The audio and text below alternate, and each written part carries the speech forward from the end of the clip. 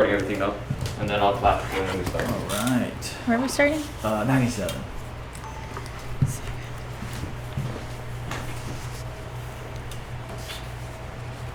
All right. Episode 40. 3, 2, 1. All right. Welcome back. Welcome to Yanagida Podcast Show, episode 49. It's been so crazy. Every week goes so quickly. And if you guys haven't already, please like and subscribe and keep tuning in because we got a bunch of good stuff coming out. And today we're with Allyn Kalaiwaa, who is going to become our general manager for Yanagida Fitness. And so what a fitting topic to talk about leadership.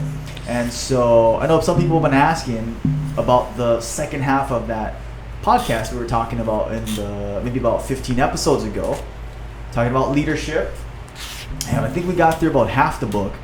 And the thing about leadership, it's so incredible because it's something that's not tangible, but it's present or it's not present. And then there's like different directs, indirect, different maneuvers and tactics. And so I'm really thankful. This is one of the people that's really influenced our lives.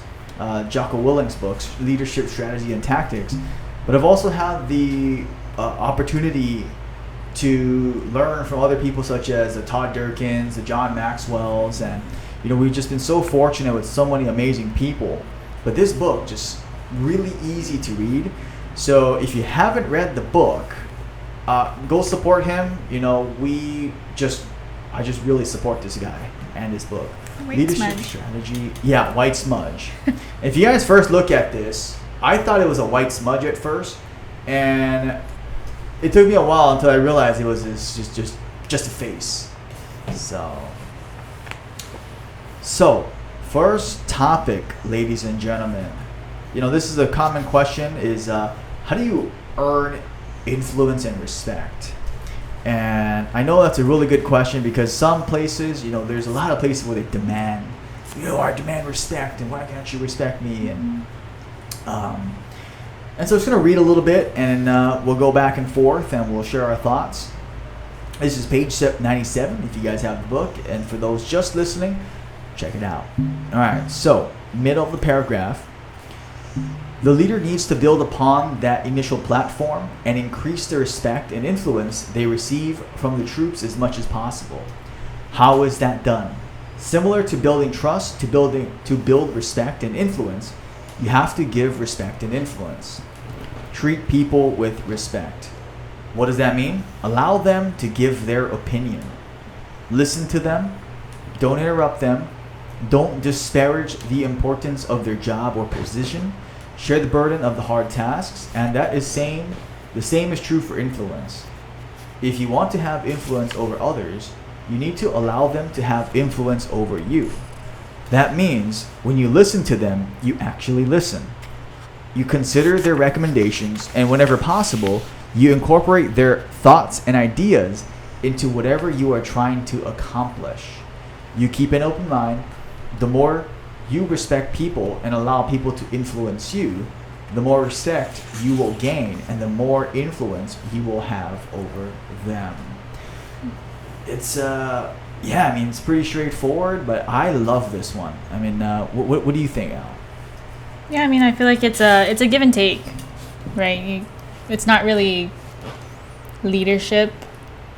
Well, people throw the word leadership at it, but I feel like if you're not listening to the people that are in their trenches, that are, working, with other people, that you can't just tell them what to do if you don't really know what's going on. Mm-hmm. So I guess that kind of open communication and trusting them to make those decisions and hearing their feedback helps the organization grow more, mm-hmm. right? And grow together.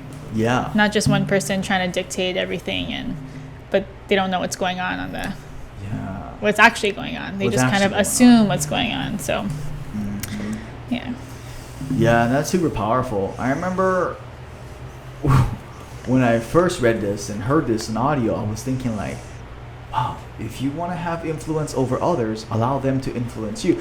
And at first, the one thing that comes to your mind is like, wait, that sounds weird, or that sounds like they're going to influence you, then that means, but I was like, the only thing that would bother is if someone has a fragile ego. Right? And I got like, I was like, what is this feeling? Subordinator ego. Check the ego, Justin. It reminds me of the 5 Levels of Leadership, the John Maxwell book. Okay. Another great book, guys, by the way. And the first level is position. So I feel like some people use just position as where they think that's influence, but it's really not, because it's kind of like just saying, because I said so, do this. But then they don't know the why, right? Mm-hmm. But then level 2, right, is building, or is getting that permission from them. So building their relationships with the people, and them trusting you, but they won't really trust you until they know that you trust them. Mm-hmm. And it reminds me of teaching, because the kids, they won't really learn from somebody if they don't feel like they're respected by you. Like, I don't know if that sounds like weird to some people, but if you respect the kids and you make them feel heard and loved and respected, then they're more likely to give that to you in return. Mm-hmm. Instead of just saying, oh, we're doing this because I said so. Well, the kids can just be like, whatever. Yeah. But yeah, I think it's That's a give and huge. take even with kids. Yeah. And so for those listening, they probably want to, what was the rest of the levels? So level 1 is position, level 2 is permission. Permission. And then the third one, what was that? Was it Can't results remember. or something like that? Oh, productivity. Oh, that's right. And then the 4th one was production. No, it wasn't production. Hello. It's when you like build people. Oh, people development. People development. Thank you. Okay. And then pinnacle is 5. Oh, it's just like pretty much you're creating nonstop Sorry, Jody. leaders and all levels. So, yeah. So you can edit this part, Dodie. No, that's in the good spot. That's fine. Yeah. Don't worry about it. No, but that's it's really incredible, because when people, I would ask mentors before, like, what leadership books do you recommend? They said all you need is 2 authors, Jocko Willink and John C. Maxwell. And I was like, huh? So you have one perspective who comes from the business world and the church and the church secular world, and then the other side where it's the Navy SEAL, the military, and also the business side. And so, I mean, it's a really good foundation, I think, for all leaders at whatever level to read. And this next part is the part where Jocko himself said he struck a chord with a lot of people, because he's typically a very gray area about like contradictions, about being aggressive but then being tactful, being confident but being humble. So sometimes I know it can sound contradicting, but it's not really a contradiction. It's more of a contrast, being strong but soft. Finding that balance. Yeah. And so this next part is called Extreme Ownership of Everything, which is also a book on its own too. Extreme Ownership. Highly recommend that book. It's like also a good read. Wonderful read too. And so I'm just gonna read from the middle of the book, page 98. The idea of extreme ownership has struck a chord with people, and it has been incredibly effective in helping those in all kinds of leadership position, leading all kinds of teams in all kinds of industries, businesses, and professions. Leaders found that when they took ownership of everything in their world, they saw other members of their teams, both up and down the chain of command, taking ownership as well. When people take ownership of their jobs and their missions, the jobs get done, and the mission gets accomplished. When there are problems and people take ownership of those problems, the problems get solved. While extreme ownership might seem like a fairly simple concept to understand, it can be difficult to fully comprehend what it really means. What it really means is that the leader is responsible for everything. Absolutely everything. This can be hard to fully understand because there are times when a subordinate does something that the boss feels they cannot control, and cannot possibly be responsible for. A subordinate might make a mistake or take an action that is completely unexpected. How can that be the leader's fault? Here's an example. I like to use the example of a young machine gunner in a SEAL platoon to exemplify how a leader truly is responsible for everything that happens. A SEAL machine gunner plays a key role in a SEAL platoon. As the name implies, he carries a machine gun, a heavy belt-fed weapon capable of firing over 700 rounds per minute. The machine gun's ability to lay down such massive firepower makes it critical to a SEAL platoon or squad because it is a main weapon that puts down suppressive fire on the enemy, keeps the enemy's heads down, allowing the rest of the SEALs to maneuver. The machine gun provides a main source of cover in the fundamental tactic of cover and move, the first law of combat. Of course, the machine gun doesn't operate itself. It is worthless without the machine gunner. The machine gunner carries the weapon and its ammunition, maintains the weapon, loads and fires the weapon. Those are the mechanics of his job. But a machine gunner must also be aware of how to best employ his weapon. He must understand how to get in a good position from which to best engage the enemy and provide cover for his team. He must also understand the terrain he is in and see how it can be used to his advantage and to the advantage of the platoon, and how the enemy can also use terrain to their advantage if allowed to do so. The machine gunner must also understand his field of fire. Field of fire is the area of the battlefield a SEAL is responsible for. Whether a street, hallway, valley, or cardinal direction, in that area he must locate and engage the enemy. And so, long story short, right, when the gunner fires in a different direction and he points in a completely different way, the new leader, the fire chief leader, basically looks at his boss, which is Jocko, and said, you should go tighten him up. He's the one that messed up. And Jocko just looked really disappointed at him. Because regardless of the reason the gunner failed, it is the leader's fault. A leader is responsible for everything a person on his or her team does. And so even when one of his team members who worked for him in town drank too much and got into a fight, he always thought, where did he mess up? Where did he fail to make that individual realize the consequences of his actions? And you know what a powerful mindset, where that way the leader is never the victim, right? Because it's like, man, like, okay, I could have texted him or her, I could have called him or her. Yeah, I don't think I explained it well enough. Man, I think I killed the drive by being too this or not enough or too much. And so he also talks about the weather. This is a good example. Mm-hmm. So taking extreme ownership, this is page 103, gang, is taking extreme ownership means that leaders are responsible for every action the people on their team makes. And so one of the great examples is the weather. Everyone knows that we can't control the weather. So if a mission has to be canceled because the weather is too bad for the helicopters to fly to the target, that obviously can't be the leader's fault. After all, the leader can't control the weather. Wrong.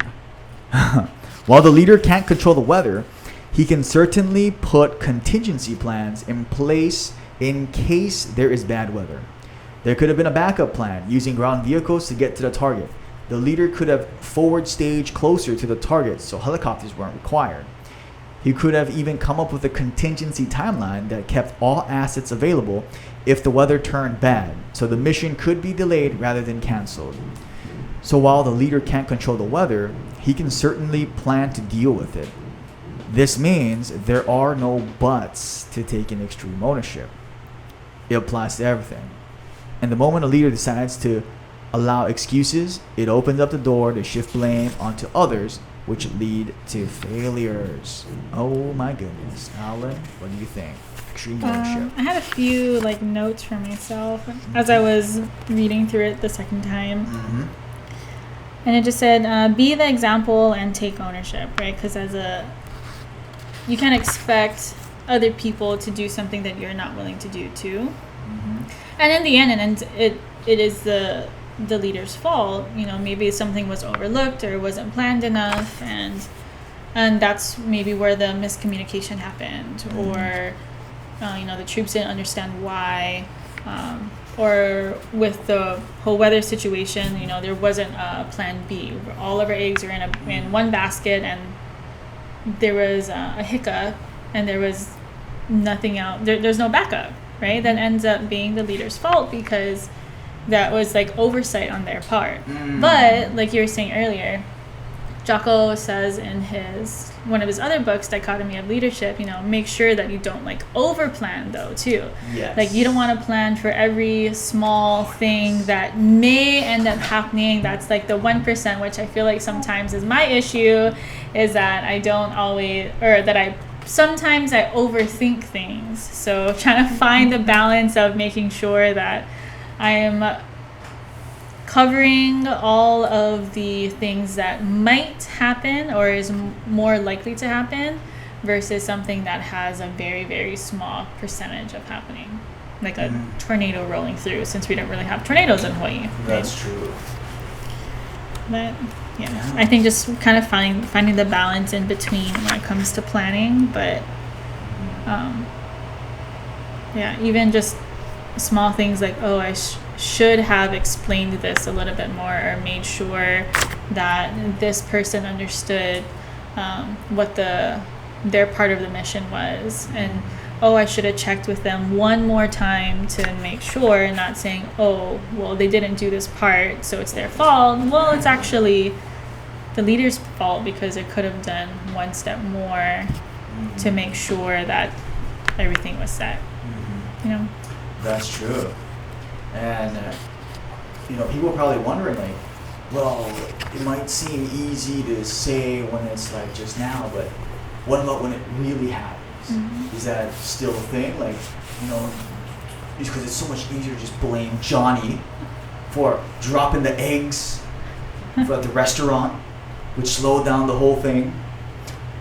But if you think about it, one of the examples somebody asked me was at a restaurant situation. A server dropped the order basically, and the owner was really upset.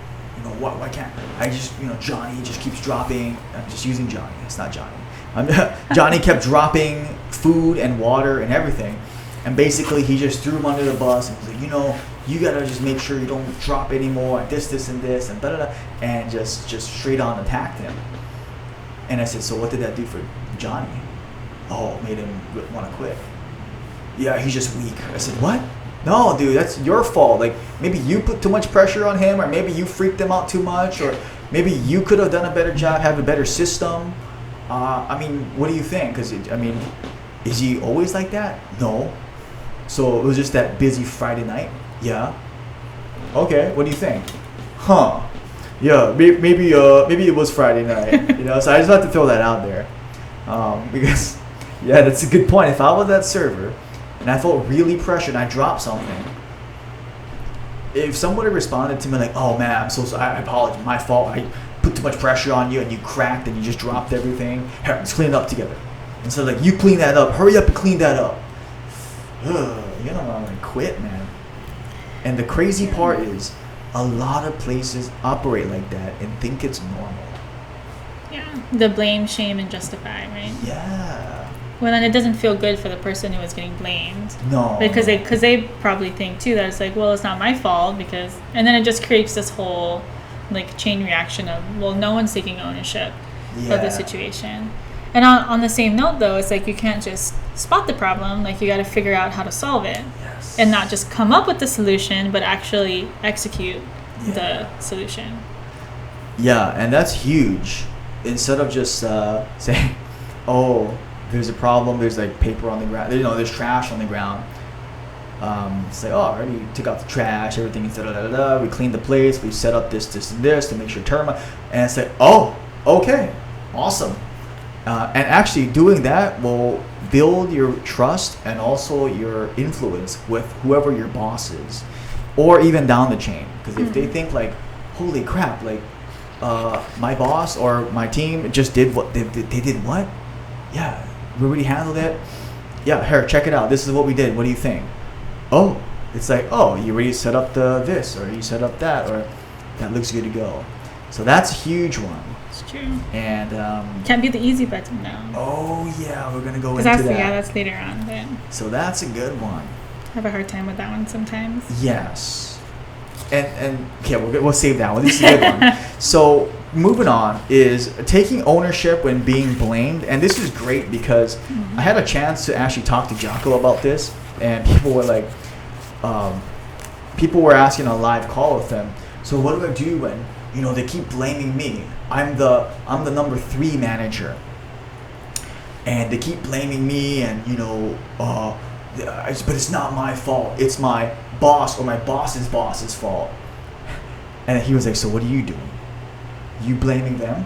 And they're well, in an ideal world, don't they have to? It's like, well, yeah, but you can start the chain. If you start saying like, you know what, I dropped the ball, blah, blah, blah, blah, blah. And so going into this chapter, page 104, people often ask, how do I take ownership when other people are blaming me and saying things are my fault?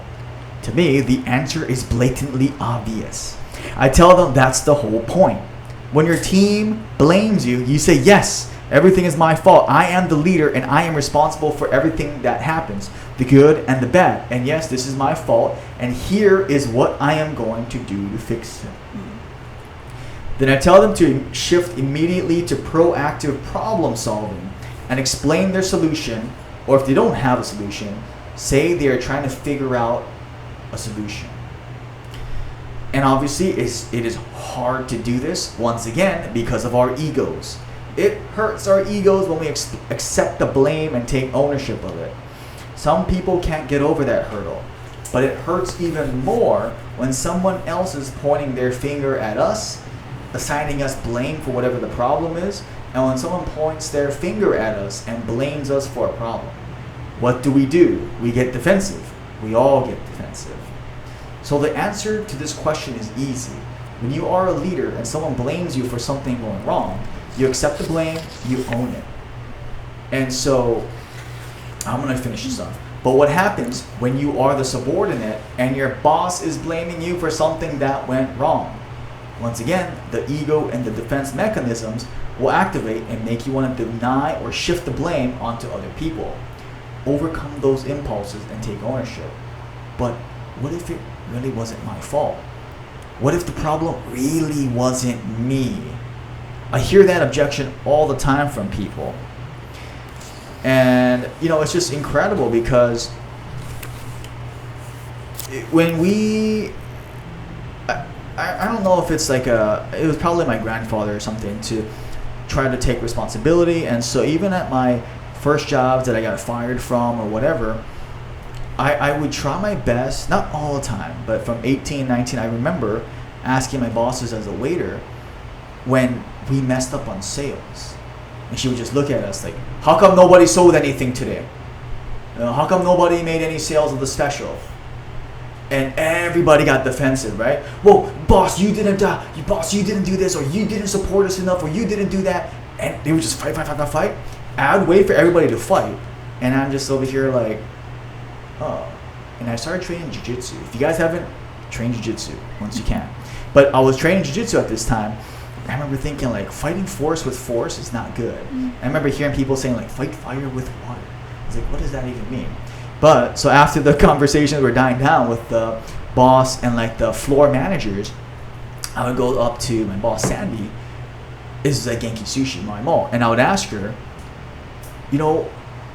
I probably could have asked you like what the order actually was.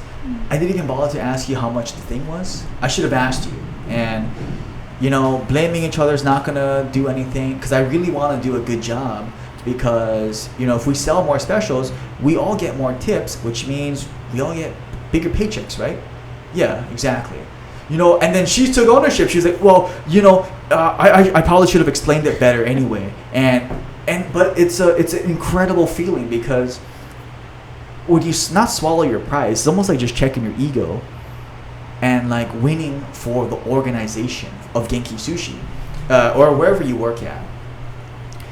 And if it's my ego or the organization, I'm gonna pick the organization. If it's my ego or the family, I'm gonna pick the family. If it's my ego or the team, it's gonna be the team. And so it really is ego. It's just like, yeah, no, it can't be my fault. No, he should have known that by now. Or, well, he's been here for 7 years as a cook. How come he messed up? And I feel like it takes practice, though. Like, I think after reading Jocko's books and all of the things that he has experienced, well, for one, what I really like about how he writes is that it's not just theory. So I personally have a harder time like reading through books that are just theories, because in my brain it doesn't really connect to me, right? But then Jocko, he has a lot of examples about like real life examples that he experienced, not just like a theoretical situation, but things that had actually happened. But I feel like after reading through these books, it gives you a different like lens on how you view things, and like you pick up on little things that you noticed different things in, you know, your different workplaces or at home or, you know, wherever, and or even in like movies and stuff, although you know movies are fake, but you've noticed these things because your leadership lens, right, is on. And in terms of like for Genki, I feel like if you weren't reflective in like to yourself, and if you kind of didn't put down your own ego, then she wouldn't have taken that ownership, right? So that is you sort of like leading up the chain of command, right? But I feel like it's hard. It's more difficult for people in the beginning because it's not a habit to be reflective of yourself, to look at yourself about what you could have done, because I feel like some people are more used to just looking at what other people did wrong. Right? Which, you know, I was that way at some point. You know, probably sometimes I still am, something that I'm still working on.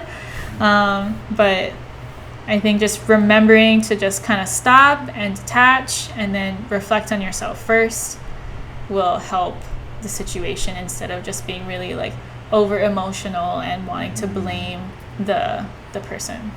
That's true. Or anyone, you know. Yeah. You know, because the really, I love what you said, because like at the end of the day, it's almost like there's almost always going to be someone that may blame us, whether it's like our landlord, whether it's the bank blaming us, whether it's the governor, whether it's the news attacking us, whether it's whoever. And the worst thing we can do is like, no, you know, nothing, you know, there's nothing, it's your fault actually, governor, or blaming the whatever. It's just not good. Versus like, you know what, I should have called you guys, I should have made sure that the procedures are up to date, I should have followed up a little bit more. And instantly they're like, wow, we support that. And no joke, I mean, not to like, you know, toot the horn or anything, but during this whole COVID thing, we have been working really hard with our landlord, with the banks, with Department of Health, and just keeping those relationships strong, because we just want to make sure that we do a good job for you listening, and also for the members, if you're a member and that you guys come in and have a great time. And so seriously, if it's my ego that's going to hold back possibly building relationships with my landlord and Department of Health and the mayor's office, then you can't eliminate it, but like I'm going to subordinate it. Like, hey, relax. Ego, relax right now. There's a time for you to be confident. Now it's time to just listen. And even if the Department of Health or someone higher up blames me or blames us, you know, why aren't you doing that? Or, I thought you were supposed to be doing this already. You know what, Martha, you're right. You're right. We should have checked in earlier. That's our fault. Next time, is it okay? I'm gonna start calling you every Friday, just to make sure that there's any updates. Oh well, you don't have to go that far, but yeah. Oh well, yeah. That sounds good. and you follow through on the solution, and they start trusting you and trusting you and trusting you. And so I love what you said, Al. It's really good. So I like this one too, because this is a good paradigm shift, a mental shift. Page 135, which is taking care of your people with discipline. Now, if you're a manager or you have people in your team, it's actually, this is what he says, discipline is one of the best ways to take care of your people. And it's really interesting because this section, it makes sense. I'm going to read the bottom part, middle of page 136. If you really care about your people, you won't coddle them at all. You will push them hard. You will train them hard. You will make sure they understand the tactics of war and the weapons and radios they operate. You will ensure they are in top physical condition and prepared for the mental and emotional stress. So, which is actually true too. And he says the same thing is true in business. While lives may not be on the line, if you really want to take care of your people, you need to push them. Because while lives may not be on the line, their livelihoods may be on the line. And so you need to drive them towards their goals. If they fail professionally, they will fail to achieve their financial goals and cannot take care of their families or provide for them the way they want to. So when you are a leader, the best thing you can do is push them towards their goals. Of course, this drive must be balanced. You cannot drive your people so hard that you break them. Burnout is a real thing, and it happens on the battlefield and in business. Be cautious about that. Don't let it happen. Taking care of your people also means knowing when to back off and when to give them a break. But don't think your job is to allow your people to take the easy path. The easy path leads to misery. The path of discipline leads them to freedom. And this is a interesting section too. What are your thoughts, Al? Balance. I'm a people pleaser. Just gonna come out and say that. And I feel like I'm on the more extreme side of, I feel like I tend to coddle people a lot. Because I don't want them to feel like an inconvenience. Like the thing that I'm asking is an inconvenience, or pushing them beyond what their comfortability is an inconvenience. But it needs to be a mind shift where it's not to say that it's an inconvenience, but more so helping them grow outside of their comfortability and their, the box that they're comfortable in. And because by them leveling up, then our organization can also level up too. Yeah. Because if I automatically put a lid on them because of my ego and my feelings, then I'm not being a true leader, right? I'm not helping our people. I'm not helping the members. I'm not helping our mission of fighting sickness with fitness. I'm not helping our organization grow. So, it all comes back to ego, right? And the perception of other people. So I think just having that mind shift for myself too is always a good reminder. That's why I like Jocko's books, because the way that he has it laid out, if there's something that you're feeling, or there's something that you're going, or it just kind of triggers you about, it's so easy to go and look for the section and then to just do a really quick read and give you that reminder, right, that you're not really taking care of your people if you're just going to coddle them all the time. But at the same time, you can't push them so hard that they think it's junk and they just want to quit. Yes, absolutely. Right? So finding that balance of, okay, I'm going to push them this much so that they can grow this bit here and take this small step, instead of saying, hey, you're going to take this huge leap up here, but then it's too scary, or they're not quite ready for it yet. But I just, want to be a hard ass and be like, no, you're going to go there. Because I know that you can get there, but taking those smaller steps and make it more doable for them helps them grow, I guess. It's like members, right? You're not going to say, hey, you're going to lose 80 pounds in a week. That's a good point. Because that's not healthy. No. Versus, okay, we're going to make a goal of, a year and a half, and we're going to set these smaller goals so that it's more doable, right? It's just, essentially, it ends up being the same thing, right? That's true. Because then they have that smaller target that they can face, that's lifting the weight. Like 80 pounds is crazy. And then they think like, oh, okay, like let's just make the first thing Jimmy just to come to that first class, Kathy. Jimmy just evolved to Kathy. I was like, oh. So they're just getting to that first class. Don't worry about the goal. Well, 80 pounds, 50 pounds. Just make it to class tomorrow. Oh, okay, I did that. What's next?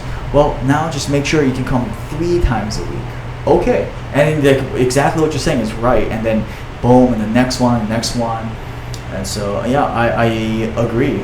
Versus saying like, oh, you're 80 pounds over, you think you're 80 pounds overweight? Nah, you're good. Keep on eating the chocolate. Keep eating the chips. Just relax. Don't need to do anything. That would be actually hurting them. It would.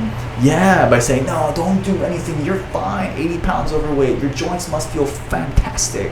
I'm being sarcastic.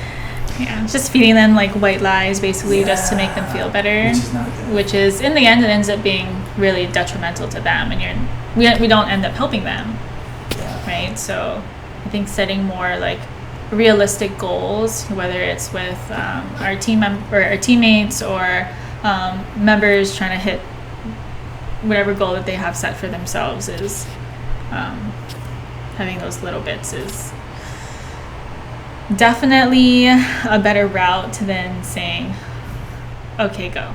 Yes, that's so true. You have 1 week, ready, go. Ready, go. Oh my gosh, that's so true. And this next section is another really good one as well. So this is Jocko's section, page 157. How to succeed as a new leader. This is really important, and this actually really helped me and a lot of our team as well. Whether it's becoming, a team or manager or whatever it is, once you have been selected as a leader, it is time to lead. What is the best way to do this? Like many things, starting off on the right foot is simple but not easy. Here are some fundamental rules to keep in mind as you take command. Number 1, be humble. It is an honor to be in a leadership position. Your team is counting on you to make the right decisions. Number 2, don't act like you know everything. You don't. The team knows that. Ask smart questions. Number 3, listen. Ask for advice and heed it. Number 4, treat people with respect. Regardless of rank, everyone is a human being and plays an important role in the team. Treat them that way. Take care of your people and they will take care of you. Number 5, take ownerships of failures and mistakes. Number 6, pass credit for success up and down the chain. Number 7, work hard. As a leader, you should be working harder than anyone else on the team. No job is beneath you. Number 8, have integrity. Do what you say what you do. Don't lie up or down the chain of command. Number 9, be balanced. Extreme actions and opinions are usually not good. Number 10, be decisive. When it is time to make a decision, make one. Number 11, build relationships. That is your main goal as a leader. A team is a group of people who have relationships and trust one another. Otherwise, it is just a disconnected, incoherent cluster of people. Number 12, lastly, get the job done. That is the purpose of a leader, to lead a team in accomplishing the mission. If you don't accomplish the mission, you fail as a leader. Performance counts. Dang. Which one do you think speaks most to you? To me? Like your top 2, maybe 2 or 3. Number 1 is be humble, because I think if you're humble, you can do these other things. If you're a humble human being, you most likely will ask for help. If you're a humble person, you typically won't make crazy things or make, crazy actions or opinions. If you're humble, you typically will pass credit up and down to other people. And if you're humble, that means you already think no job is beneath you. And I would say, be humble, treating everybody with respect. And so that's super important, whether it's somebody that's a potential customer, potential member, potential teammate, potential anything. I think that's really important, just treating everybody with respect. And then, of course, I really also jive with the taking ownership of failures and mistakes, because that's also a really good mindset, that we're never going to be the victim, that even if we get blamed, it's correct. If someone blames us, why didn't you check in on the rules earlier? It's our fault. We should have checked in earlier. And by saying that, it's actually very empowering for people listening. It might not be automatic in the beginning, but take a moment before you just lash back out when you get blamed. And I promise your team and wherever you work at, or whatever nonprofit you work at, will win in the long term. You might hurt your ego in the short term of but you should have told us. You're the Department of Health, or you're the this. You should have let us know. How come you didn't tell us our rent was changing? It's easy to blame them, but that doesn't do any good for anybody else. So, what about you, Al? Well, I have a star.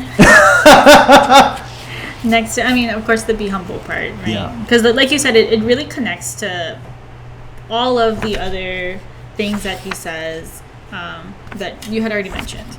The star that I have next to, I think, was more of a reminder for myself. I'm sure you know which one it is. Is number 10, which is be decisive.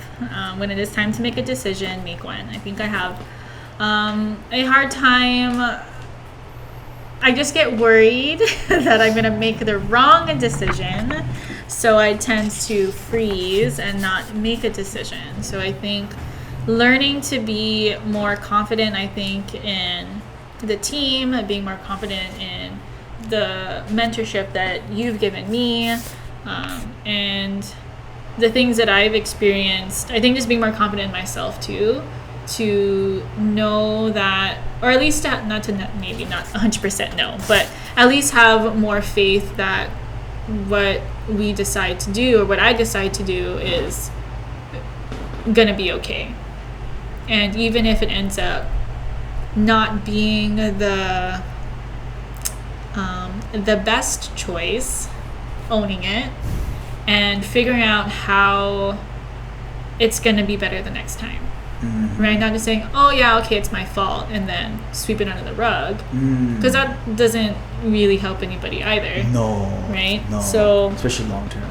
Yeah. So taking ownership of it and figuring out, okay, well, how are we going to make it better the next time? But also remembering not always to be the one to figure out the solution, right? And becoming the easy button, because I feel like I have an issue with that sometimes, where if you always are the one that are coming up with the solution, then it doesn't give other people opportunity to have that mindset of the problem solving too. Yes. Right? And they'll just wait and be stagnant, and that's not going to help the company, because then you get overloaded with a bunch of stuff, and you're actually kind of hindering the team in a sense, because we're not helping other people grow. Right? That's so true. So I think for myself, being decisive is something I need to work on. Being decisive. And what you said ties in perfectly. What we're going to go into next is, in leadership, or actually just in life in general, you're going to get imposter syndrome. This is 162. Because, I'm going to start just reading a little bit from the beginning. Some people worry that they aren't ready for the leadership position. Some even feel once in that position that they don't deserve to be there. These anxieties are often described as imposter syndrome. But while some people worry about this feeling, I actually believe it can be a good thing. If you are worried that you aren't ready for a leadership position, that means you are humble. If you are nervous, it means you are going to do your best to prepare for the leadership role. And once in it, you are going to be thoughtful about your words, actions, and decisions. All these things are positive.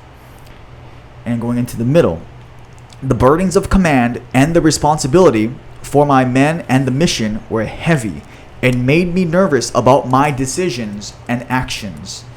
Because of that feeling, I doubled down in preparation. I focused on learning as much as I possibly could about strategy, tactics, and leadership.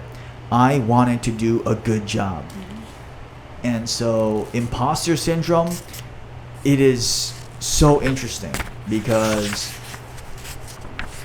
it's a really interesting thing. It reminds me of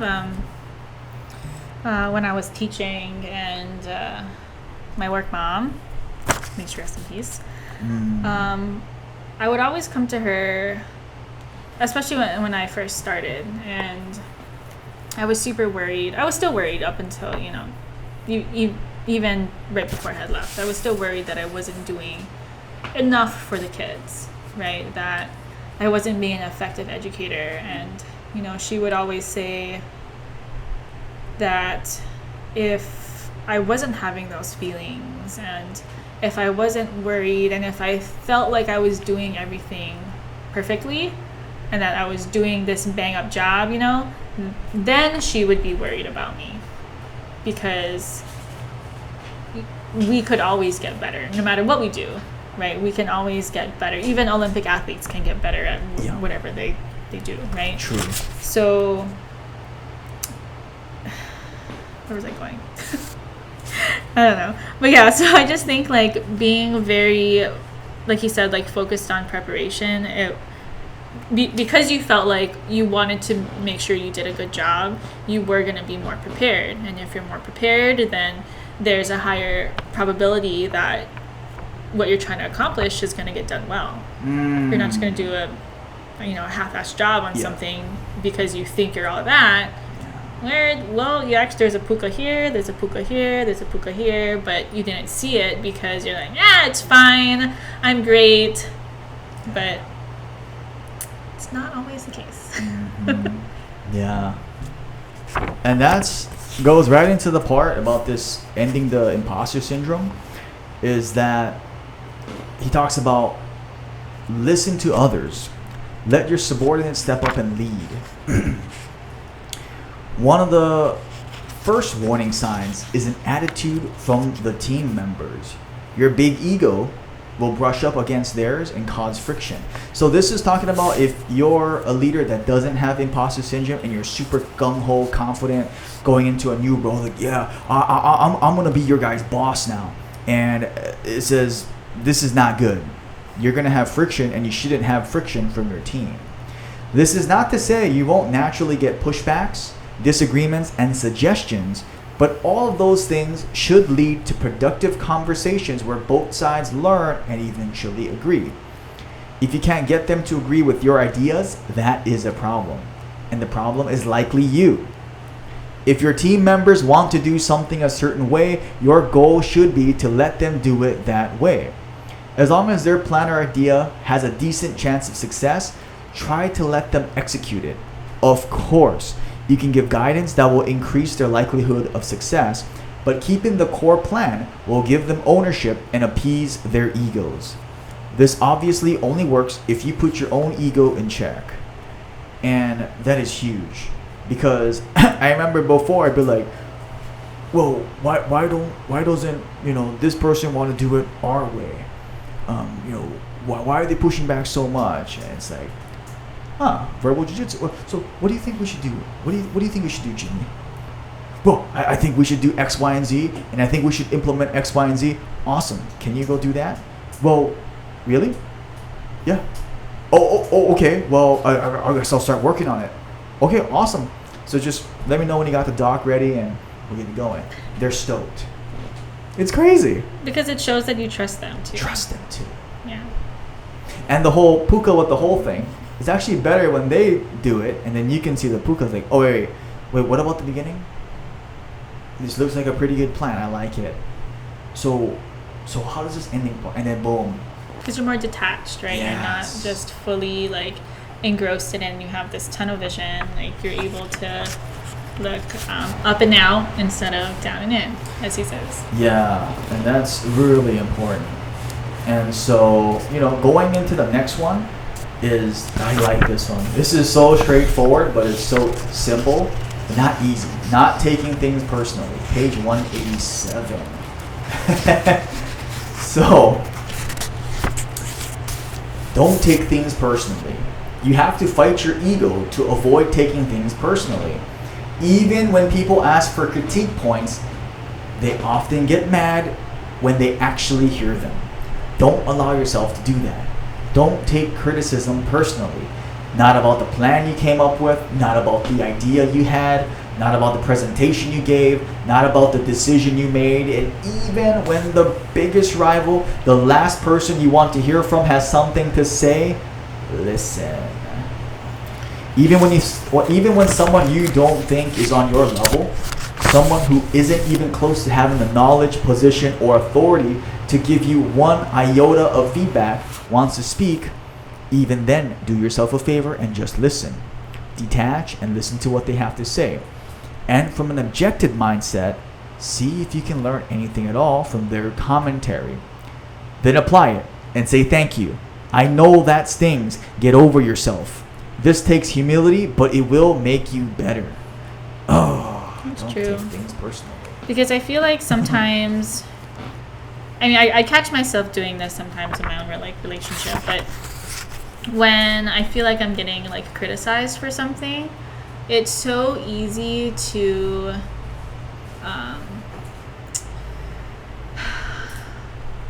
what do they say? People just listen to respond. They don't actually listen to understand, right? And it's because it stems from our ego, right? We don't want to be wrong, or we don't want to feel criticized. We don't want to feel blamed. But in the end, maybe they have a good point. Maybe there's something that we did overlook, but being defensive about it and trying to just make up excuses for something that happened or whatever it is, they're not going to feel listened to, right? Which ends up just damaging the relationship. So not just listening to respond to people, but listening to actually understand what they're saying. Yeah, and that's so true. And that's a really great, big picture, because I remember somebody asked Jocko in real time about, so what does that look like? Listen to, because someone brought that up, listen to understand. And he's like, well, I ask questions back. Oh, so tell me about that. So what's going on? Oh, so the dog is da-da-da-da. Oh, what can we do to help? And then it's like, oh, that person feels understood. Like, oh my God. Whereas it's like, okay, whatever. It's like, But okay. tonality is also super big, because if you ask questions very sarcastically, then of course they're not going to think that you're serious, right? And they're going to get even more upset. So I think being really aware of tonality, which I have trouble with sometimes, sorry Josh, that when you are trying to ask questions to really understand is to sound sincere, right? You're trying to be sincere. So if in the back of your mind you have this attitude because you don't think that you're wrong, it's going to show in that tonality, right? So I think just being aware of your body language. I tend to do lots of eye rolls sometimes, and my tonality is a little bit sharp. So just being really mindful of what we say, how we say it, what word choice we're using, and making sure that we're asking questions in a very respectful and sincere way will help them be more open too, right? So that you can come to an agreement and not just butt heads, or somebody shuts down and nothing gets resolved, right? Or it ends up like festering because you're all upset at each other. Yeah, that's true. Yeah. Then no one wins. Yeah, really, nobody no one wins. Yeah. Dang. But it's hard to not take things personally. It takes practice, I think. Yeah, for sure. It definitely I mean, all of this isn't takes easy. practice, right? Yeah. So it's so crazy. It's easy, not simple, not easy. Yeah, exactly. Speaking of easy, 196, the easy button. Oh, dang. Okay, so this is a really good one. So if you have a really caretaking personality, it's very easy to become the easy button. Taking ownership, especially of hard tasks, does not mean doing everything for your team or your subordinate leaders. If you do that too much, you run the risk of becoming the easy button for them. What does that mean? It means whenever there is a problem with even the slightest level of difficulty, the team members will want you to solve it for them. You make their jobs and their lives easy by doing this. While occasionally stepping in and problem solving is required of a leader, if it becomes your default mode and if the troops begin to expect it, then it will ultimately hurt the team because you will be constantly looking down and in instead of up and out. You'll be focused on tactical level issues when you should be looking at the strategic picture and figuring out what the next move will be. Worse, though, is that you will stunt the collective growth and progression of the team and the individuals that make it up. They will not learn to think. They will only learn to ask you for solutions. This will halt their progress and development as leaders themselves. Dang. I feel like people that are really, not saying that this is me, but people that are really caring and they're really productive can get stuck in becoming the easy button because they want things to get solved right away and they don't want to inconvenience other people, so then they just do it themselves, right? But in the end, it doesn't really help. It may help in the moment, in short term, but it's gonna be detrimental later on because not everybody, right, is growing at the same time. Yeah. It's just, okay, can you do this? Oh, I need help with this.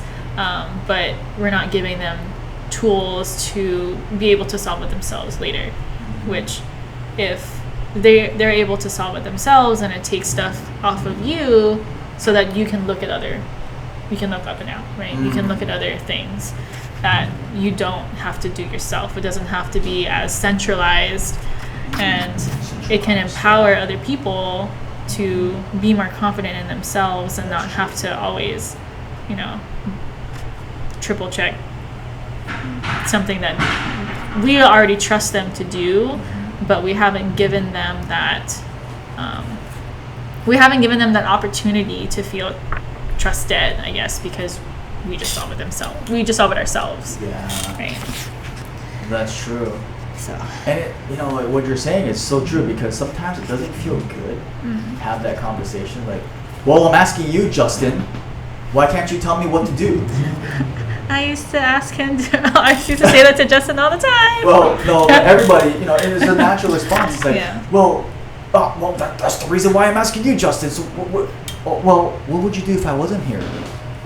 Jimmy. Well, if he wasn't here, I probably would do X, Y, and Z. Oh, okay. Yeah, I think that's a pretty good exercise modification for Kathy over here. Oh, okay. Band pull aparts. Yeah. Oh. And then they'll just turn around and be like, oh, I got this. And because I remember before, I'd be like, oh yeah, use this, use that, do this, do that, this exercise, eat this, not that. And then I realized, I was like, oh my goodness. Yeah, what you said is right. Yeah. But it doesn't feel good in the moment of because sometimes people get frustrated, right? Yeah. So gotta be tactful.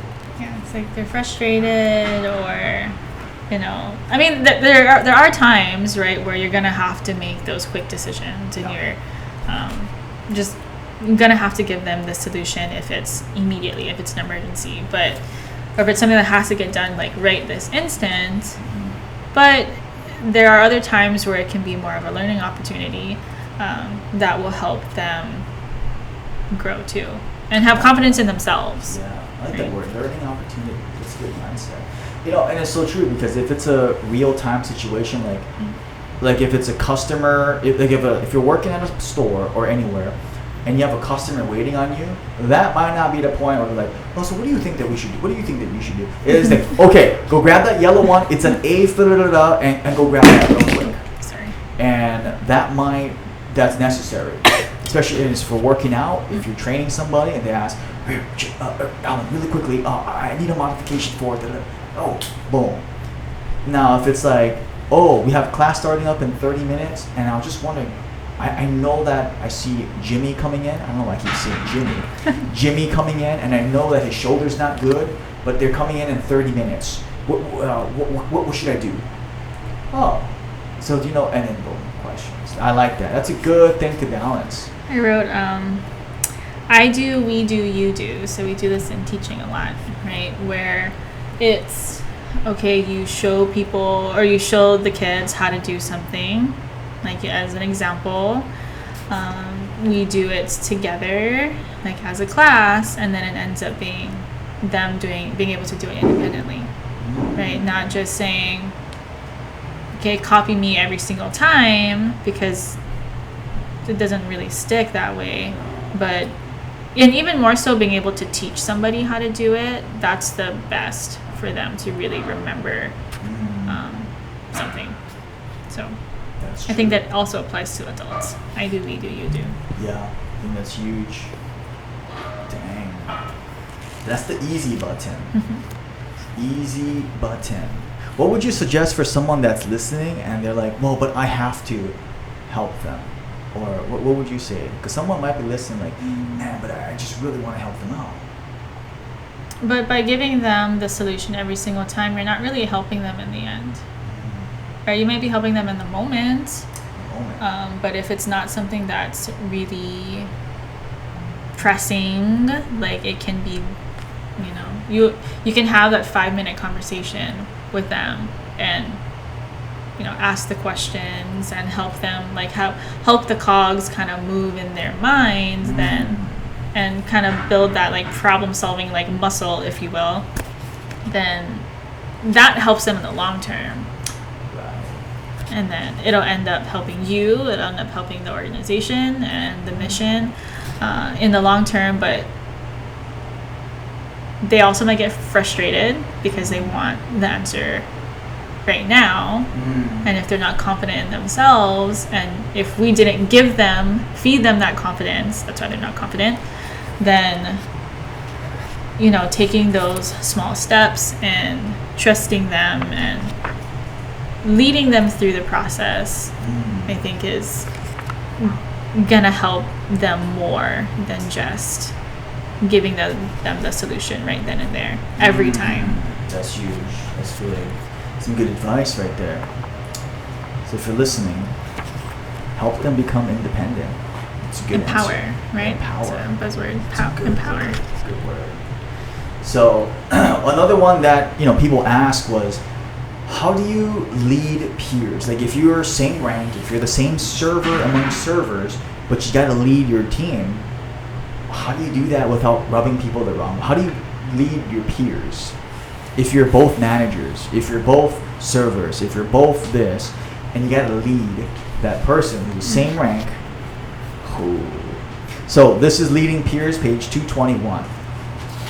So influence can be a challenge to develop with peers, because when rank is equivalent, egos often become more visible. People are always looking to prop themselves up, get an edge on others. If you allow your ego to manifest itself when working with peers, you will draw out the worst of your peers' egos as well. Egos must be subdued. Start with subduing your own ego. If you fail to subdue your ego, you will develop an antagonistic relationship with your peers. And skipping a little bit, 222. One of the best ways to subdue your own ego and start building a relationship with your peers is by supporting their ideas.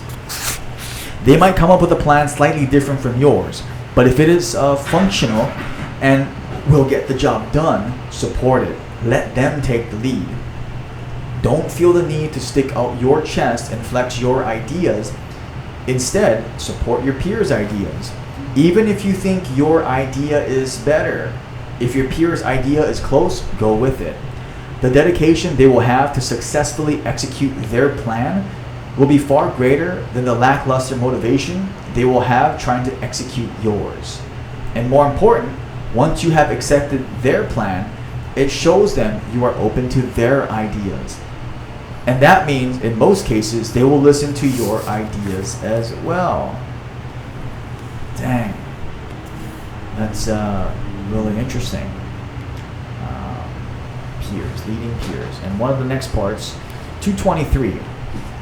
If one of your peers' egos is out of control and they begin to maneuver to make themselves look good or even to make you look bad, don't fall into the ego trap. Don't attack them. Simply continue to do great work and put the mission first.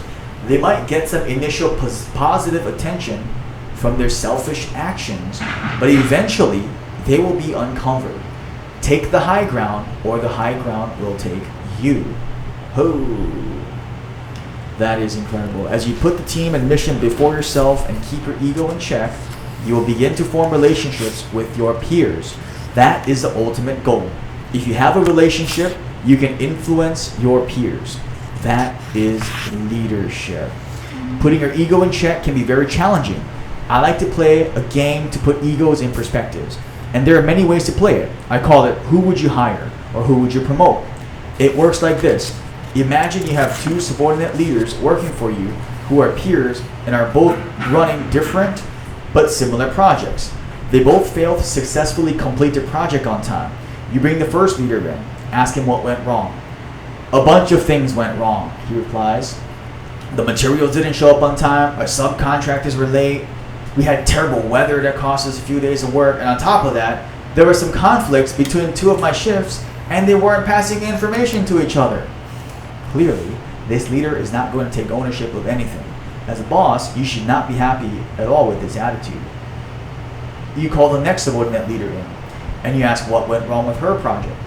Her attitude is different. A bunch of things went wrong, she says. First of all, I didn't order the materials early enough, so some of them showed up late. From now on, I will be sure to order all materials earlier, and I also didn't do a good job of keeping our subcontractors on track. And they were late completing their part of the project. Next time, I'm going to do a daily check-in to confirm their progress and make sure things are on track.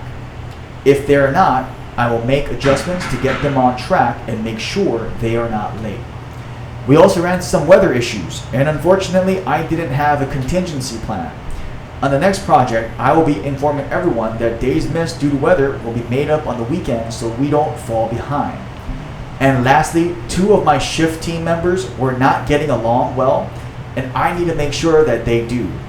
I will play a more proactive role to ensure all of our teams are getting along well and are fully integrated working together. Those are the things I'm going to fix next time. Clearly, this is a much different attitude, one of ownership and getting problems solved. Now, ask yourself a question. Which of these two individuals would you promote to the next level of leadership? The answer is obvious. You promote the person who takes ownership and gets problem solved. And so that's huge. Story, yeah. Leading peer. I mean, that's a great story, and I hope you guys listening, man, this is a great story because it's such a vivid picture. You can like really imagine someone just being like, well, this messed up and that messed up, and Amazon was late and then this was late, and then and then they were this and they were that, and it's so easy. And then the other person of like, well, I dropped the ball on it, and then boom. Yeah. I mean, really, the big difference is that. Yeah, okay, they knew that there was an issue, but they're figuring out how they're going to make it better next time. Yeah. And not just point all of these things out, all these issues, but they're figuring out, okay, well, how am I going to, or what am I going to do differently next time so that it doesn't happen again? Because, right, the project was a failure. If you do the same thing again, you're just going to fail again. So figuring out what's going to happen so that the issues don't happen again. Yeah, something like that. That's huge. And, for people listening, I just want people to know that Allyn is that second person. If something happens, I don't ever hear her blaming other people or blaming anything. It's just like, Joss, I didn't manage my time correctly, and then here's what I'm going to try to do next time, or whatever. And it's sincere. It's not like what you said. It's not like, I should have checked my schedule. Because you can tell. I guess. I guess I should have checked my schedule. And you can tell it's sincere, and that's why people like that always move up the ranks. Whatever you work, or nonprofit, or religious, or whatever it is, you'll end up always moving up. Even though that person isn't looking for that sometimes. It's like, it just happens. And so, almost closing off, we got a couple more. This is a great one. Reflect and diminish. This thing works wonderful. 287. So, a leader must have control over his or her emotions. Letting emotions drive decisions is a mistake. This does not mean leaders are devoid of emotions, but it does mean they have to learn to direct and modulate them. There are some times when emotions must be shown to make a point or to connect with others. Let's say one of your subordinates come into your office, face red with anger, and shouts, "This is ridiculous. The supply department didn't deliver our materials on time. That's 2 weeks in a row now, and we will probably miss our deadline." Clearly, your subordinate needs to calm down. But don't tell them that. If you tell your subordinate, "Listen, buddy, you need to just calm down," your words will have the opposite effect. Your subordinate will get even angrier. They will be frustrated that you don't understand what is upsetting them. And it will convince them that you have zero clue about the cataclysmic effect of the failure of the supply department that will have on the entire organization. By telling your subordinate to calm down, you have also opened up a chasm between you two. You are on one side and your subordinate is on the other. Instead of opening their mind, your subordinate now shuts down and doesn't hear anything else you have to say, and no progress will be made. So instead of starting an adversarial conversation with your subordinate, become an ally. A good way to go about doing this is the reflect and diminish technique. Reflect and diminish means to reflect the emotions you are seeing from your subordinate, but diminish them to a more controlled level.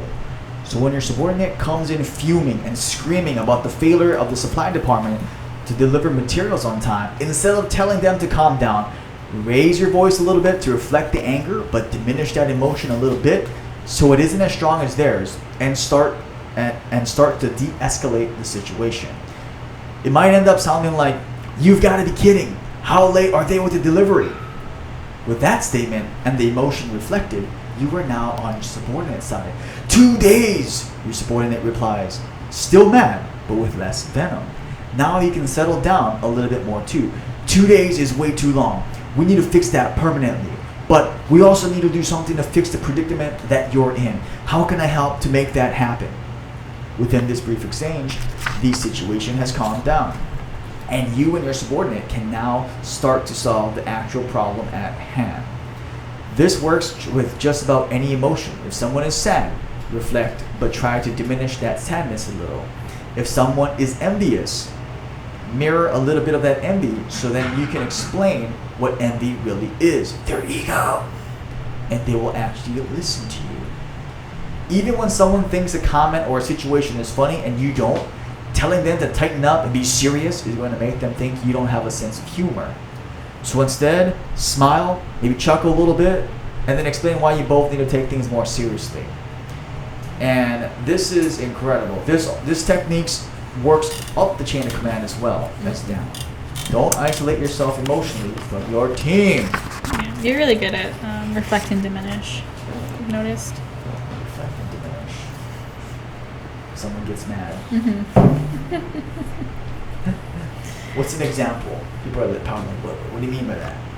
Like if I was upset with something at school, let's say, and I really just need to like rant. I'm just really upset, but it's, I don't want to be upset in front of members, of course, right? Because you don't want that like negative energy affecting them. So by having a conversation with you, you're really good about okay, you kind of like share my anger and then you lessen it a little bit, usually by asking questions or having me like explain the situation a little bit more, and then eventually eventually not like an hour, eventually like 5 minutes kind of. You're really quick about it, and then I'm like calm, I'm like okay, and then but I'm not like still mad, you know. It's just being able to share that anger with somebody and have them feel like that they understand, even if you don't fully understand. Just sharing that frustration lets me know that okay, you're not like against me, right? You're not trying to defend whoever. It's okay, you're on my side, and okay, I'm good. And that goes with what you said earlier about listening to understand, and that's a genuine thing. Like, I really want. Some people probably really want to understand, like, what happened. And the worst thing to say is, "Listen, buddy, you need to just calm down and take ownership." Like I remember even Jocko was like joking about that. He was like, "That's not the thing to say when someone just got fired and you're pissed off and mad. Listen, buddy, you need to first calm down and take ownership of what you failed at." Like, now he said that's not what you say to somebody that just someone bad happened to. Well, because then it makes them feel like, okay, well now I have another enemy. Yeah. You know, like you're not on my side, like you're against me, and now I need to fight you too. Yeah. I need to convince you of how I feel. Mm-hmm. Yeah, that's true. Yeah, and you know, that actually builds relationships as well. For people listening, it really does, because when someone can feel comfortable to share something that they're upset or they're sad about, or whatever feeling they are feeling, the level of trust about, he was talking about, don't isolate yourself of emotions from your team, because they don't want you to be a robot. Nobody wants you to be like, yeah, I'm good. How are you? I'm fine. Good. I'm fine. Yeah, I'm good to go. Like, that's okay to say that once in a while. Like, oh, yeah, I'm good. Like, oh, today's great. Like, this is what happened. This is what we did. Did you, I checked out this thing on football. Did you watch that show? Did you, whatever it is, that shows a human. Now, don't do that too much where it's like, nothing happens. But a little bit of emotion and like realness is so key to reflect and diminish. And that is such a powerful thing. Dang. And, one of the last things, this is actually the last thing, the conclusion. Allyn, I'll have you read off these last couple paragraphs. Is that the, it's all on you, but not about you? Yep. Okay. When you are a leader, there are no excuses, and there is no one else to blame. You have to make decisions. You have to build relationships. You have to communicate so that everyone can understand. You have to control your ego and your emotions. You have to be able to detach. You need to instill pride in the team. You need to train the team. You need to be balanced and tactful and aware, and you have to take ownership. The list goes on and makes up this incredibly complex undertaking that we call leadership. And if you do all those things well, if you lead effectively, the team will be successful and the mission will be accomplished. If you do not lead effectively, you will fail, and the team will not accomplish the mission. Leadership is all on you. But at the same time, leadership is not about you. Not at all. Leadership is about the team. The team is more important than you are. The moment you put your own interests above the team and above the mission is the moment you fail as a leader. When you think you can get away with it, when you think the team won't notice your self-serving maneuvers, you are wrong. Your people will see it and they will know it. The leadership strategies and tactics in this book are to be used not so you can be successful. These strategies and tactics are to be used so the team can be successful. If you use them to further your own career or your own agenda, eventually these strategies and tactics will backfire and bring you down. You will fail as a leader and as a person.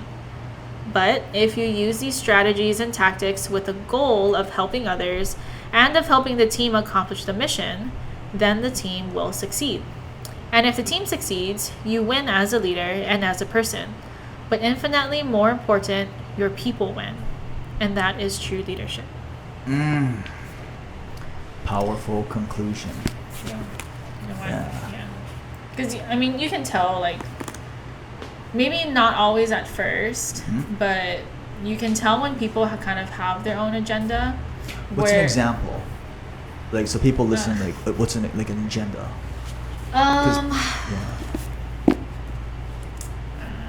You don't have to use name. Yeah, don't well, use the situation is very specific. So, let me see. I guess. Well, so Jocko says, like, there's, like, the difference, right, between manipulation and leadership. Oh yes, right? Yes, that's also. Although leadership is kind of like manipulating.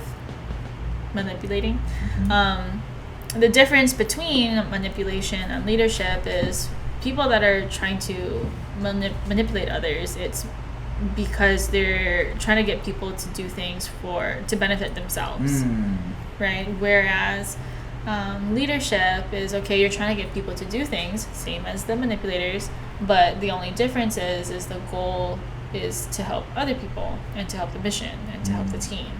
So where it's not about, okay, how can I get ahead? It's, okay, how can we grow as an organization? How can we help our members? How can we grow our teammates? How can we help more people in Maui, become happier, healthier people by fighting sickness with fitness, not just, oh, I'm going to get these people to do this, this, and this so that I can be recognized. FYI, I don't like being the center of attention, so this is really uncomfortable. But I don't know. I guess that's just kind of what it reminded me of. And he also talks about, right in the book, where eventually their agenda and finding out that they are manipulating people for themselves, it's going to get found out eventually. It may not be right away. It may take some time, but being really diligent in, like, your own ways and being really humble and trusting others and being respectful to others and, building that influence, that eventually is going to get recognized, right, by others. Where it's like, okay, she's not manipulating me, she's trying to help me grow, or whatever the case is. Yeah. That's so true. And like what you said, it's true because it takes time, because they're both usually charismatic. And I'm not going to say names, but I've had mentors, or one mentor in particular that really was so charismatic, and she just drew me in and just sold me something like a incredible master salesperson and charismatic and just unbelievable. But within maybe like a few months, about a few months, I realized, oh, this is all to benefit her. What the? And versus some other mentors, awesome people like Todd and Jocko, they don't want anything. They're just like, oh man, it's going to help you. And it's going to help your team. It's going to help your island. It's going to help your zip code. Go impact and go do this and, change your lives and lead your team. And it's like, and you can feel it's not just lip service. And I still feel that from those two guys to this day. Todd Durkin and Jocko Willink, I still feel that from them. And it's been a while for Todd now. Like, I don't really feel like, oh, there's some secret agenda that he wants. Whereas one of my, actually it's just so crazy, it was my first mentor, they just wanted $30,000. A mistake I made. Okay, so I'm sharing that because sometimes I bought into it. $30,000 mistake. Well, that was what, 6 years ago? 5 years ago? Yeah. For 4 or 5 years ago, yeah. So things that you know now, right? Oh my gosh. No. And things that you didn't know then. Yeah. But at the same time, learning from that experience, right, also helps. So even though, like, it sucks, like, in that moment, right, and that's kind of a lot of money to be in debt, that all these things that happen to us or through us helps us kind of build who we are and the decisions that we end up making now and the attitudes that we have and the different perspectives that we're able to give. I feel like, it's kind of junk then, but then look at where we are now. Yeah. Because of it, because of what we learned. Yeah. And that's so true, because it's almost like having that's what it was, a terrible work relationship, but not really even terrible. It was just a great learning experience. And because of that, I got to not personally meet John Maxwell, but learn from John Maxwell indirectly, Todd Durkin, Drew Brees, Jocko, and it's just an incredible journey, because it's like once you get smacked upside the heart and the head, it's like, oh, that's the red flags to look for. Okay, this is when they start to pull your heartstrings and start to. And the crazy thing is, we could do a whole podcast on like manipulation of like, holy cow, it's like that's exactly what you don't want to do. It's almost like making a mistake working out, and you don't want to round your back and say, oh, that hurt physically, but emotionally too. So, conclusion, it is all on you, but not about you. And that is huge. Anything you want to close off with, Allyn, Kalaiwaa, future general manager? Just very thankful. I think for the opportunity that you've given me, for the teammates that for what you have built, really, right? You've helped build a team. You've helped us grow, even when it was very uncomfortable. Still is uncomfortable sometimes, but and with the members too. So I'm just really appreciative for everything, because I would not have thought from where I was. How long has it been since I've been with you? 5 years. 5 years that this is what we would be doing, and this is where I would be. Yeah. Working out as a member at first. That's crazy. So really quickly, before we wrap this up, Allyn started off as a member, and actually before that was an acquaintance and colleague at Kamehameha School in 2015. And that's when we kind of met at the end of the year at one of our friends' family funeral. And then I had mentioned to her that I was going to do my own gym thing and then leave the school. And she was like, yeah, I want to support that. And actually, Allyn was one of our first members, I think first 5 members that ever signed up. So I was stoked, because every dollar went to rent. And so she really helped build the gym, because she kept bringing in she brought her mom in, she brought her Judy, she brought different friends, and Ariel, and all these different people to come work out, and even just to check us out and put us out there in social media and help the first year of like, just to get through the first year. And then on top of that, then she became a coach. There's a lot of stories about that, about because how hard-headed I was and insecure I was. I'm still insecure at some things, but I was really insecure about a lot of stuff, about like, well, what happens if I give that or this. And so I was like, I gotta do it on myself. And that wasn't good. And some of you guys already heard the whole anxiety attack thing, but that's another episode. But Allyn went up the ranks from colleague to member to a paying member now, to becoming a coach, to becoming an accountability coach, to becoming our head coach, and then she became our operations manager, director of operations. And then here we are. She's going to officially start as general manager in July of 2021 through COVID. Actually, she's the reason why that we got through COVID. One of the major reasons why, of course, her team and the members and everything, but she really helped on the back end. I know she doesn't like recognition and stuff, but on the back end, she killed it. We couldn't have got through COVID without her and everybody else. But all her actions that aren't seen in the public, I mean, it was just incredible how many hours and how much effort. And she never asked for like, well, if I do this, then I got to get that. It was just like, you know what, I got to do it. I'm going to do this. I'm going to do that. We got this, and it was just incredible. And I did the thing about, hey, one of the chapters we just read, hey, here's the mission, figure it out how you want to do it. This was one of our programs we had. I said when we first shut down, Allyn, here's what we got to do, figure out how you want to do it, let's check it out on Saturday. Oh my God, what are we doing? Oh my God, I was freaking out. And she crushed the project.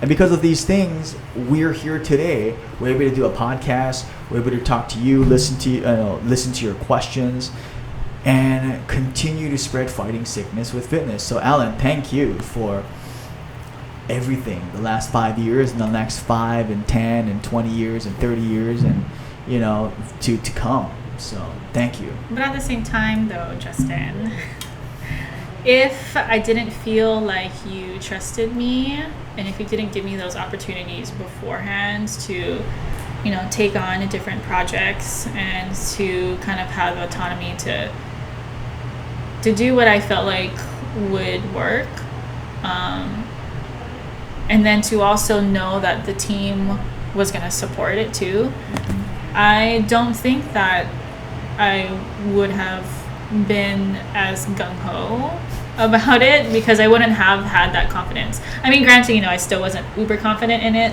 but I was more willing to at least try to try it out and to try to figure something out, because I wanted us to make it through COVID. But without your support from before that, without the team support and being able to interact with the members before all this, basically everyone has helped me become, I have way more to grow, but at least become someone different than who I was 5 years ago. There's obviously way more to grow, way more room to grow, but I would not have done a lot of the things or been able to experience a lot of the things that we've had the past 5 years without everyone's support. As simple as that, including my family. Look at this. She's so humble, she just keeps deflecting the credit. And she passes it up and down to everybody. And that's what a leader is. And it's incredible. Jocko, if you watch this, we're coming to muster. I'm so excited. So, we got to get you on the podcast, Jocko Willink. And we got to roll. We got to train some jiu-jitsu. Okay. All right. Well, anyway, ladies and gentlemen, please like, comment, subscribe. For the next episode 50 coming up, we have a special nutrition episode coming up for episode 50. Oh, I apologize. Not nutrition. Episode 50 is going to be a special bone health episode. It was a highly asked episode because people always ask, like, what do I do to prevent osteoporosis, all these different things. And especially because we have a specific audience, 2 audiences, one younger, one older, that are going into their 50s, 60s, and 70s that want to minimize and the deterioration of the bones. So look out for that episode. That's going to be with me and Tyler's Professor Chris Williams. And until then, keep fighting sickness and fitness. Done.